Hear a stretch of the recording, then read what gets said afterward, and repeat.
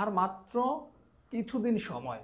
এরপর এই মাসের 19 তারিখ থেকে শুরু হবে আইসিসি চ্যাম্পিয়ন্স ট্রফি, যেখানে বাংলাদেশ রয়েছে এই গ্রুপে। এবং আপনারা সবাই জানেন যে বাংলাদেশের সঙ্গে এই গ্রুপে বাকি তিনটা দল হচ্ছে ভারত, পাকিস্তান এবং নিউজিল্যান্ড। এশিয়ার মধ্যে ভারত বাংলাদেশ, ভারত পাকিস্তান, বাংলাদেশ পাকিস্তান, বাংলাদেশ শ্রীলঙ্কা, এই ম্যাচগুলো এখন খুব জমে।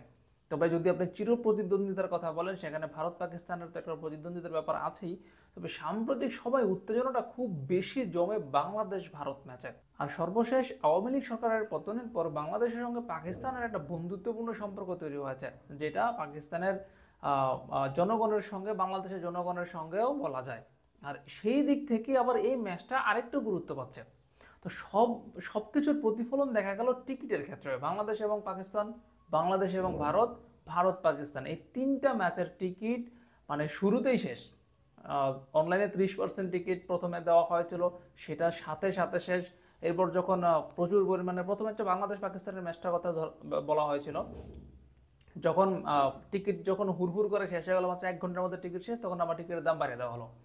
70% টিকিটের দাম, মানে বাকি যে 70% টিকিটের দাম, সেটা আবার 10% বাড়িয়ে দেওয়া হয়েছে। কিন্তু তাতেও আসলে কিছু হয় নাই, মানে টিকিট ছাড়ার সাথে সাথে টিকিট শেষ। বাংলাদেশ পাকিস্তান, বাংলাদেশ ভারত এবং ভারত পাকিস্তান, এই তিনটা ম্যাচ মানে এবার দর্শকদের আগ্রহের তালিকায় সবার উপরে।